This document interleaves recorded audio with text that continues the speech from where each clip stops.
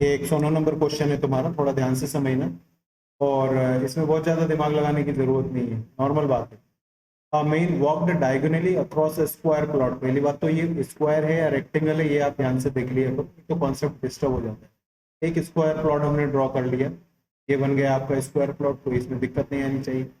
अब बंदा बोल रहा है कि डायगोनली में चल रहा हूँ, डायगोनली मतलब ये ए पॉइंट, ये है, ये बी है, ये सी है, ये डी है। तो बंदा ए से लेकर सी तक ऐसे जा रहा है।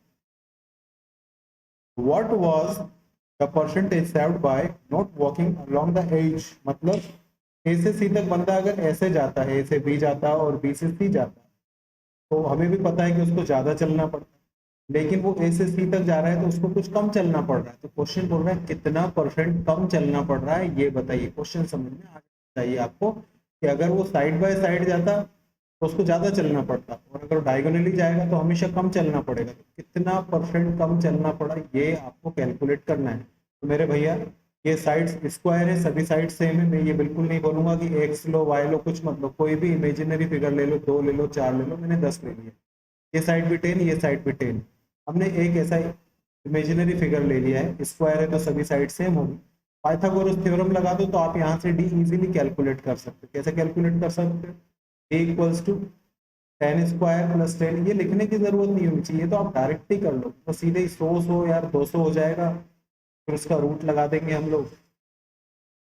ये हो गया हमारे पास में 200 अंडर रूट। अभी तुम्हें भी पता है और मुझे भी पता है 200 किसी का भी रूट नहीं होता है, लेकिन मेरे भाई अप्रोक्स अप्रोक्स निकालिए। इस क्वेश्चन में भी अप्रोक्सीमेट बोल रहा है, लेकिन नहीं भी बोलता तो भी अप्रोक्स निकाल लो। 14 का स्क्वायर होता है 196, मतलब हम इसको 196 और 204 का ही डिफरेंस है, इससे ज्यादा कुछ नहीं। मतलब 14 पॉइंट समथिंग कुछ, 0102 ऐसे कुछ ही आएगा, इससे ज्यादा कुछ। तो 14 जो हो गया वो तुम्हारा डायगोनल हो गया है। मैं समझाना ये चाह रहा हूँ, ये दोबारा मैंने डायग्राम तैयार किया। अगर आप यहाँ से जाओगे यहाँ तक पहुंचोगे तो आपको कितना एरिया कवर करना है? 10 प्लस 10, मतलब यहाँ तक पहुंचते पहुंचते 20 किलोमीटर चलोगे। और डायगोनली जाओगे तो यहाँ से यहाँ तक डायगोनल कितना है? 14 है। इसका मतलब ये है कि अगर मैं साइड बाई साइड जाता तो 20 जाता, डायगोनल गया हूँ तो 14 गया हूँ, मतलब मैंने 6 जो एरिया है या जो भी हमारे डिस्टेंस दी हुई है, वो 6 का डिस्टेंस मैंने क्या किया है? सेव किया है। परसेंटेज में बताएं तो 6 जो है वो 20 का कितना परसेंटेज? तो 3 टाइम 30%। मतलब आप सी पर जवाब टिक कर सकते हो, सी ऑप्शन है इसका। आई थिंक समझ में आ गया होगा, इसमें कुछ ज्यादा बहुत ज्यादा भारी बातें नहीं। नेक्स्ट क्वेश्चन की तरफ अपन चलते हैं। देखिए क्वेश्चन नंबर 122 है आपका ये।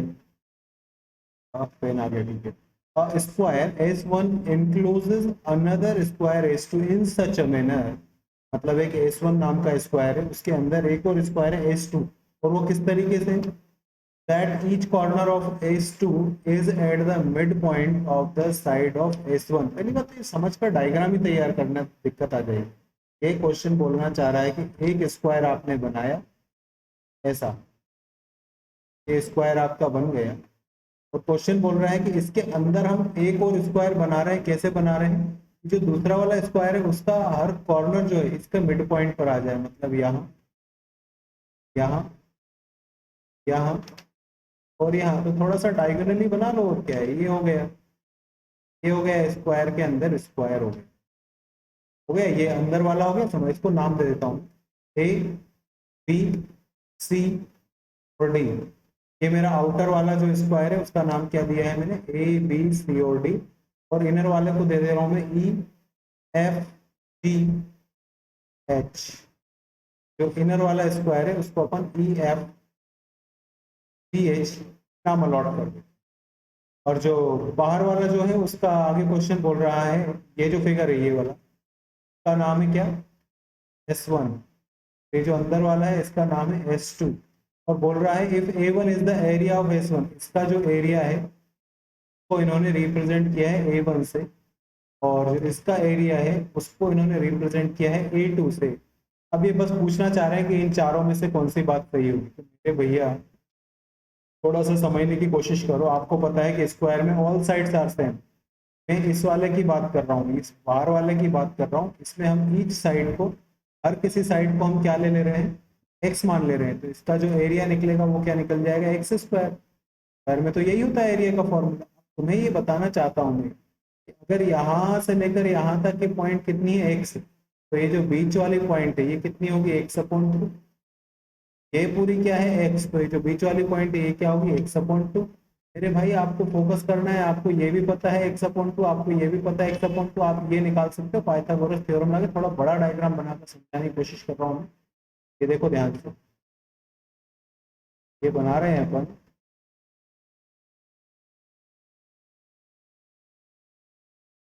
अगर मुझे ये वाला फिगर पता है, ये वाला फिगर पता है, तो ये वाला फिगर में पाइथागोरस की थ्योरम लगाकर कैलकुलेट कर सकता हूँ।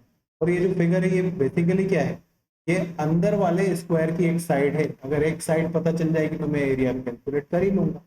मैं क्या बोलना चाह रहा हूँ, यहाँ से यहाँ तक का लेंथ मैंने एक्स मान लिया, तो ये ऑब्वियसली हाफ होगा, तब एक्स अपॉन टू होगा। यहाँ से यहाँ तक की लेंथ एक्स है, तो ये क्या होगा एक्स अपॉन टू होगा। मतलब आपको परपेंडिकुलर भी पता है एक्स अपॉन टू, बेस भी पता है एक्स अपॉन टू, आप बस पाइथागोरस थ्योरम लगा दो तो आपको डायगोनल पता पड़ जाएगा। वो जो डायगोनल है वो अंदर वाले स्क्वायर का एक साइड निकल जाएगी। तो आप लगा रहे हैं अपन पाइथागोरस थ्योरम, क्या होती है एक्स अपॉन टू का whole square, x upon two का होल स्क्वायर, और उसके ऊपर लगा देते हैं रूट। ऐसा ही होता है। ये क्या होगा एक्स स्क्वायर, तो एक्स स्क्वायर होगा, टू का स्क्वायर हो जाएगा चार, प्लस एक्स स्क्वायर तो एक्स स्क्वायर ही होगा, टू का हो जाएगा चार। इनको रूट चल ही रहा है इनके ऊपर, इनको प्लस करोगे तो हो जाएगा two x square upon four, root चल ही रहा है। अब अगर आप रूट निकालोगे तो ये जो एक्स स्क्वायर है रूट निकालेंगे तो ये क्या बन जाएगा एक्स, ये जो फोर है रूट निकालोगे तो ये क्या बन जाएगा टू। लेकिन ये जो टू है इसका तो रूट निकलेगा ही नहीं, तो ये तो रूट टू ही रहेगा। अब आगे तुम्हें ज्ञान होना चाहिए कि तुम टू का मतलब क्या होता है root two into root two. एक रूट टू से एक रूट टू काट दे तो बचेगा क्या x upon under root two. ये डायगोनल निकल गया, अंदर वाले का क्या निकला है, ये वाली जो चीज निकली है क्या निकली है अपने पास में x upon under root two. अंदर वाले जो स्क्वायर है उसका each side x upon root two है, तो आप उसका एरिया निकालेंगे तो क्या होगा एक्स अपॉन रूट टू का स्क्वायर। इसका मतलब एक्स स्क्वायर तो एक्स स्क्वायर ही होगा, रूट टू के स्क्वायर का मतलब होता है टू। तो ये बाहर वाले का एरिया मिल गया आपको, ये अंदर वाले का एरिया मिल गया आपको। अब अपन काम करते हैं, अंदर वाले का एरिया बाहर वाले का area A one upon A two दोनों का एरिया था, ये किसके इक्वल होगा, ए वन का वैल्यू कितना निकला है एक्स स्क्वायर, और ए टू का वैल्यू क्या निकला है एक्स स्क्वायर अपॉन टू है तो टू ऊपर आ जाएगा। एक्स स्क्वायर से एक्स स्क्वायर कैंसिल हो गया, ये क्रॉस मल्टीप्लाई करो, A one equals to two A two, ये फाइनल फिगर हमारे पास कैलकुलेट होकर आएगा। और ऐसा हमें दिख रहा है बी ऑप्शन में दिख रहा है A one equals to two A two. आपको थोड़ा सा समझना पड़ेगा, डायग्राम कॉपी पर बनाकर देखोगे और पाइथागोरस थ्योरम लगाओगे तो बाहर वाले की साइड हमें इमेजिन करनी है और उसके बेस पर पाइथागोरस थ्योरम लगाकर अंदर वाले की साइड कैलकुलेट कर लेंगे। उसके बाद आप दोनों के एरिया का फॉर्मूला लगा दो, क्वेश्चन अपने आप ही खत्म हो जाएगा। इसको रिपीट करना दो तीन बार, समझ में आ जाएगा। चलो नेक्स्ट क्वेश्चन पर चलो। देखिए नेक्स्ट क्वेश्चन पर हम चल रहे हैं। इस क्वेश्चन में बोल रहा है the ratio of the areas of two squares, दो स्क्वायर्स के एरिया का रेशियो बताना है। One having its diagonal double than the other, मतलब किसी एक का जो एरिया है वो, किसी एक का जो डायगोनल है वो डबल है दूसरे के। जब स्क्वायर की बात हो रही है डायगोनल की बात हो रही है तो आपको एरिया के फॉर्मूले याद होने चाहिए। ये क्वेश्चन पूछने जैसा था ही नहीं। एरिया ऑफ स्क्वायर कैसे निकालते हैं आप, एक तो क्या होता है साइड स्क्वायर और दूसरा क्या होता है, स्पेलिंग भी एक तो मेरी बहुत खतरनाक है, एक होता है साइड स्क्वायर और दूसरा फॉर्मूला क्या होता है आपका one by two diagonal square. ये दो फॉर्मूलाज थे आपके एरिया के। अगर आपको याद नहीं हो तो जिस चैप्टर को, जब हमने इस चैप्टर को चालू किया था उसका वीडियो पढ़ा ही होगा, के नोट्स का वीडियो जाकर देखना, तो मैंने आपको स्क्वायर के एरिया के दोनों फॉर्मूले बताए। साइड मुझे पता ही नहीं है तो ये वाला फॉर्मूला लग ही नहीं सकता, मुझे ये वाला फॉर्मूला लगाना पड़ेगा। अब मेरे पास में दो स्क्वायर्स है, दो स्क्वायर्स है, किसी एक इसका डी हम डी मान लें तो इसका डी क्या हो जाएगा टू डी। क्वेश्चन बोल रहा है ना कि किसी एक का जो डायगोनल है वो डबल है, तब इसका डायगोनल डायगोनल ही है तो इसका डायगोनल टू डी हो जाएगा। अब इनके एरिया का रेशियो बताना है तो क्या करना है, ये square one upon square two, square one का area, area of square one area of square two equals to 1/2 2d square on 1/2 d square. ये चले, अब इस पूरे को सॉल्व करो। 1/2 इंटू 2 का स्क्वायर तो 4 होगा, डी स्क्वायर तो डी स्क्वायर ही रहेगा, कौन 1/2 ये डी स्क्वायर ही रहेगा। 1/2 से 1/2 कैंसिल हो गया, डी स्क्वायर बन गया डी स्क्वायर, बचा क्या हमारे पास में 4। 4 का मतलब होता है 4:1। ये सिंपल क्वेश्चन था, क्या अगर कहीं डाउट लगता है तुम लोग को? चलो ठीक है, नेक्स्ट क्वेश्चन को चलते हैं। ये आपका क्वेश्चन नंबर 141 है। ये बहुत बड़ा क्वेश्चन लग रहा है, और ये वाकई बहुत बड़ा क्वेश्चन है, और ये बहुत मुश्किल क्वेश्चन है। पता नहीं ऑफलाइन क्लास में पढ़ रहे होते तो मैं तो बोल देता भैया छोड़ो, इतना बड़ा क्वेश्चन क्यों कर रहे हो, ऐसे क्वेश्चन बैंकिंग एग्जामिनेशन में नहीं आते। लेकिन फिर भी अब सामने आया तो देख लो, समझ लो, बहुत भारी लगे समझते समझते तो छोड़ देना, हटा। The area of square is twice that of rectangle, मतलब बोल रहा है क्वेश्चन कि area of square is twice the area of rectangle. इसका मतलब क्या करें, अगर हम कहीं से रेक्टेंगल का एरिया निकाल लें और उसको 2 से मल्टीप्लाई कर दें तो हमें अपने स्क्वायर का एरिया पता चल जाएगा। अभी आगे बोले the perimeter of rectangle is 10 centimetre. देखो हम स्क्वायर की तरफ से क्वेश्चन को चालू नहीं कर सकते क्योंकि स्क्वायर का कोई रियल फिगर हमें नहीं पता है। स्क्वायर की कोई भी साइड रेक्टेंगल की किसी साइड के इक्वल होगी ऐसा कोई जरूरी नहीं, क्वेश्चन में ऐसा कोई हिंट नहीं। हमें पैरामीटर से क्वेश्चन सॉल्व करना पड़ेगा क्योंकि वहाँ एक रियल फिगर दिया हुआ है कि उनका जो लेंथ और विड्थ पैरामीटर दिया है वो 10 दिया है, तो अपन पैरामीटर का फॉर्मूला लगा। पैरामीटर क्या होता है 2 लेंथ प्लस विड्थ, तो 2 लेंथ को मैं x ले ले रहा हूँ, विड्थ को मैं y ले ले रहा हूँ, तो 2x plus Y equals to कितना रख सकते हैं हम लोग 10। 2 से इसको काटोगे तो कितना हो जाएगा 5। x की वैल्यू निकालेंगे तो क्या हो जाएगा, ये 5 यहाँ जाकर माइनस करो तो 5 माइनस वाई। इतना काम आपको समझ में आना चाहिए। हाँ इतना काम तो हम कर सकते हैं कि हमने जो लेंथ मानी थी वो लेंथ की वैल्यू कितनी निकल गई 5 माइनस वाई, मतलब ये रेक्टेंगल अगर मैं यहाँ ड्रॉ करूँ, मैंने इसको क्या लिया था y, विड्थ को, लेंथ को क्या लिया था x, तो लेंथ को हमने x की बजाय 5 माइनस वाई लिख सकता हूँ। अब मुझे मेरे भाई लेंथ भी पता है, मुझे विड्थ भी पता है, मैं लेंथ इंटू विड्थ अगर कर दूंगा, मैं लेंथ इंटू विड्थ करूंगा तो मुझे एरिया ऑफ रेक्टेंगल पता चल जाएगा, उसको 2 से मल्टीप्लाई कर दूंगा तो वो एरिया ऑफ स्क्वायर बन जाएगा। अभी हम पहले यहाँ पर इस मुझे कम लग रहा है, क्वेश्चन बड़ा आएगा। एरिया निकाल लेते हैं, 5 माइनस वाई को y से मल्टीप्लाई करोगे तो ये क्या निकल जाएगा 5y माइनस वाई स्क्वायर, ये एरिया ऑफ रेक्टेंगल निकला है। सुन लिया बात को, अगर हम इसको मल्टीप्लाई कर दें किससे 2 से तो ये एरिया ऑफ स्क्वायर निकल जाएगा। मैं आगे चलता हूँ,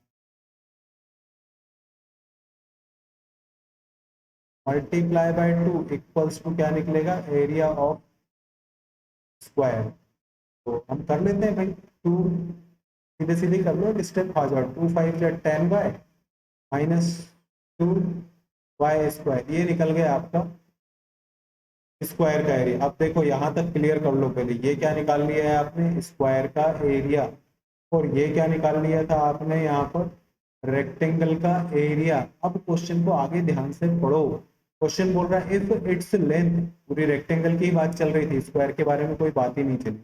if its length and width each is increase by 1 centimetre, हम लेंथ को भी एक बढ़ा दें, हम विड्थ को भी एक बढ़ा दें, the area of rectangle become equals to the area of square. मतलब तुम क्या करो, रेक्टेंगल की न्यू लेंथ और न्यू विड्थ पता करो। देखो ध्यान से समझना, यहाँ समझाने की कोशिश कर रहा हूँ, खराब क्वेश्चन मुझे खुद ही खराब लग रहा है।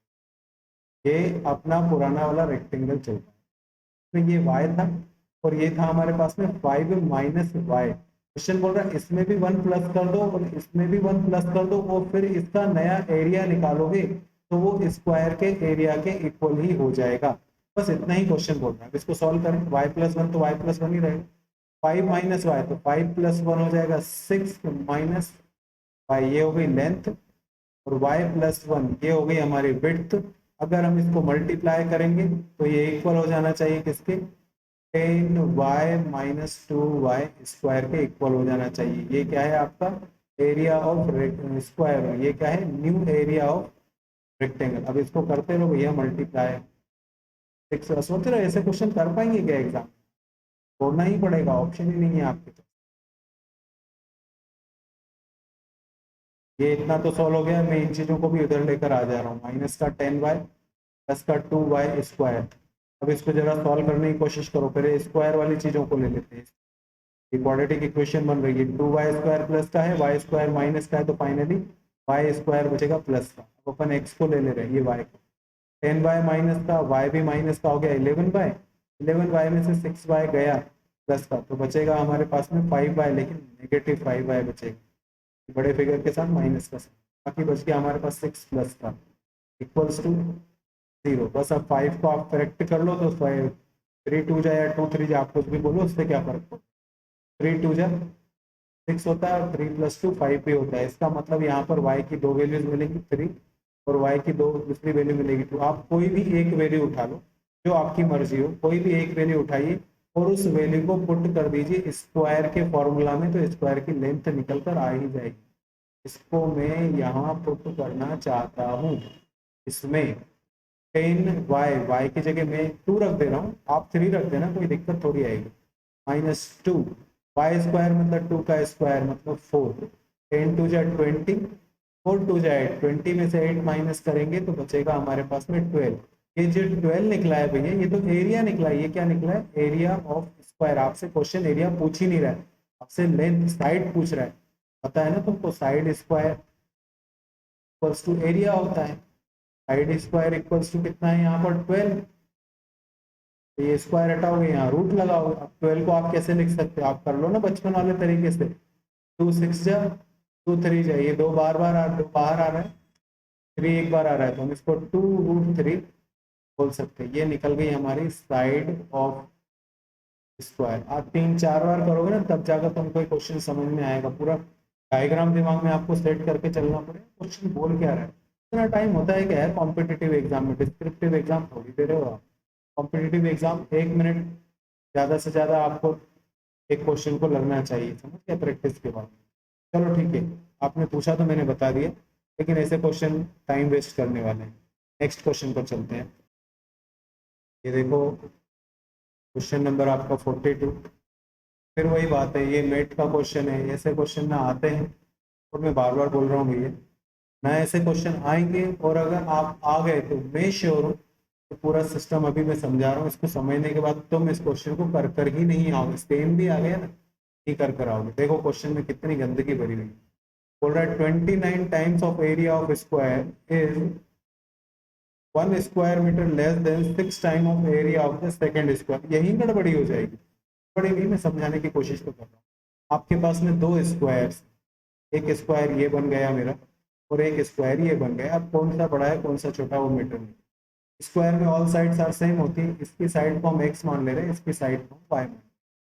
इसका जो एरिया निकलेगा वो क्या निकलेगा? X square. इसका जो एरिया निकलेगा वो क्या निकलेगा? Y square, side square. अब क्वेश्चन पढ़ना ध्यान से।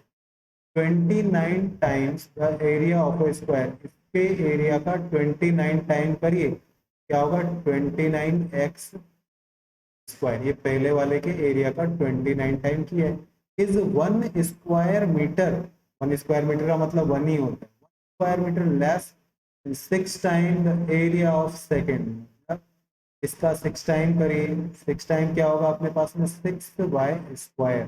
तो क्वेश्चन बोल रहा है कि ये जो पहला वाला है इसका एरिया इसके 6 टाइम से एक कम है, जैसे 1 माइनस कर दें, ये आपस में इक्वल हो जाने चाहिए। मैं फिर से समझा रहा हूँ, क्वेश्चन क्या बोल रहा है, ये जो एक्स वाला एरिया है ये वाई वाले एरिया के 6 गुने से एक कम है। वाई वाले एरिया का 6 टाइम निकालो, कितना हो जाएगा आपके पास? 6y²। उसमें से एक कम करो, -1, तो वो एक्स वाले एरिया के इक्वल हो जाना चाहिए, मतलब 29x² के इक्वल हो जाएगा। ये एक इक्वेशन बनी है भैया, अभी तक बनी। आगे चलिए आप, आगे कहाँ तक पढ़ लिया अपन ने? यहाँ 9 टाइम्स इट्स साइड, पहले वाले का साइड, साइड क्या है? एक्स, उसका 9 टाइम क्या होगा? 9x।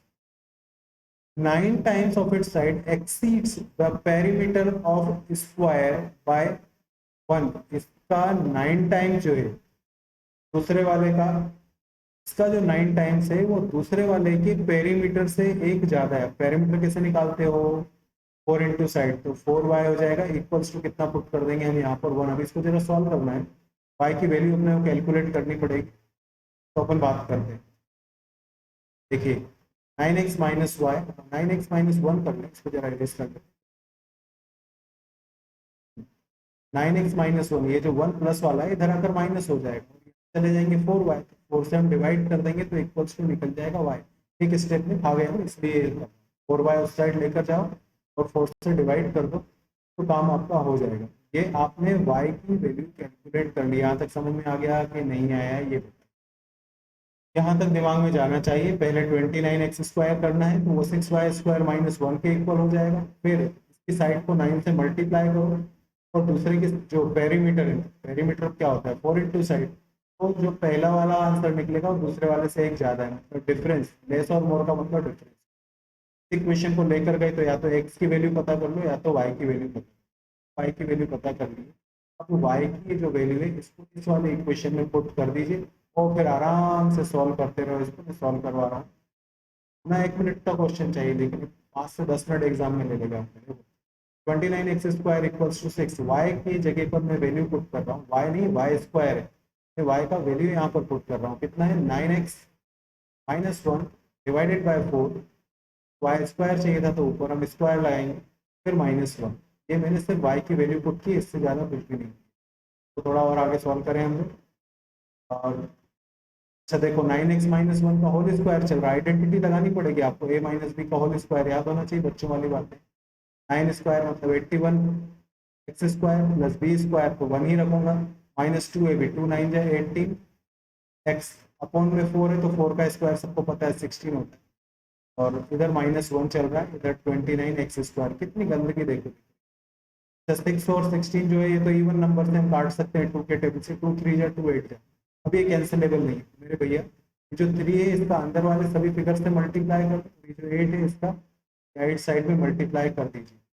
29 का मल्टीप्लाई आपको करना पड़ेगा 8 से, तो 29 इंटू 8 290 माइनस 50 232, ये निकलेगा 232x स्क्वायर इक्वल्स टू 81 को 3 से मल्टीप्लाई करें 243 एक्स स्क्वायर प्लस 3 को 1 से इंटू करें 3, 18 3 जा 54 एक्स, और ये 8 इधर -1 से इंटू होगा तो माइनस का 8, बहुत ही खिचड़ी हो गई है। तो ये जो 232 एक्स स्क्वायर है बेटा, ये इस साइड जाएगा माइनस होगा, तो एक स्टेप आ जाओ, 243 में से 232 माइनस करेंगे तो बचेगा 11x स्क्वायर, फिर माइनस का 54x, ये बन गई क्वाड्रेटिक इक्वेशन। माइनस का 8 प्लस का 3 मतलब माइनस का 5 इक्वल्स टू 0, कितना हो गया। अब तुम्हें 54 को दो पार्ट, अब स्प्लिट मेथड लगे, तो कितनी दिक्कत वाला क्वेश्चन। अब स्प्लिट करो 54 को, ऐसे स्प्लिट करो कि प्लस माइनस करने पर 54 आए और मल्टीप्लाई करने पर 55 आए, तो एक ही ऑप्शन है, माइनस का 55 प्लस का 1 करोगे तभी ये काम हो पाएगा, अदरवाइज नहीं होगा। तो इसको अगर इक्वेशन में तोड़े तो 11x square minus 55x plus 1x, x का मतलब x ही लिख दे रहा हूँ, -5। अब आगे चलना है, सोचो जरा, ये क्वेश्चन आप सॉल्व कर कर आने वाले हो एग्जाम में ना, लेकिन समझते चलो, इसको प्रैक्टिस जरूर करना दो। ये इक्वेशन में दोबारा यहाँ नोट डाउन कर दे रहा हूँ ताकि अपन को कॉमन लेने में ईजी हो। 11x square minus 55x plus x minus 5, यहाँ तक समझ में आ जाना चाहिए। दिख रहा है ना, यहाँ से क्या कॉमन निकलेगा 11x कॉमन, इधर क्या बचेगा x माइनस 5, इधर पर चलो, यहाँ पर हमारे पास x ही है और तो कुछ नहीं है, तो यहाँ पर 1 कॉमन निकलेगा, अंदर x माइनस 5 ही बचेगा। एक मेरे पास फिर आ गया 11x प्लस 1 इक्वल्स टू 0, और दूसरा आ गया x माइनस 5 इक्वल्स टू 0। तो सॉल्व करोगे तो आंसर नेगेटिव आएगा, एक्सेप्टेबल नहीं। इसको सॉल्व करोगे तो आंसर आएगा 5। में x की वैल्यू मिल गई है, मतलब पहला वाला जो तुमने स्क्वायर बनाया था उसकी साइड कितनी है 5। अब x की वैल्यू को कहीं ना कहीं पुट करो, कहाँ पुट करें अपन, की वैल्यू को यहाँ पुट कर दें तो y की वैल्यू पता चल जाएगी। चलो कर कर आते हैं। 9x माइनस 1, तो अब x नहीं लिख रहा हूँ, 9 into 5 minus 1 upon 4, 45 minus 1 44 divided by 4 equals to 11। ये 11 निकल गए जो तुमने दूसरा वाला स्क्वायर बनाया था उसकी साइड। अब इतनी नेतागिरी करने के बाद क्वेश्चन बोल रहा है कि ये जो दोनों स्क्वायर्स हैं इनकी साइड्स में क्या डिफरेंस है। एक स्क्वायर की साइड है 11, दूसरे स्क्वायर की साइड है 5, 11 माइनस 5 इक्वल्स टू 6। ये डिफरेंस आएगा, ऑप्शंस नहीं है अपने पास में, नोट करना भूल गया।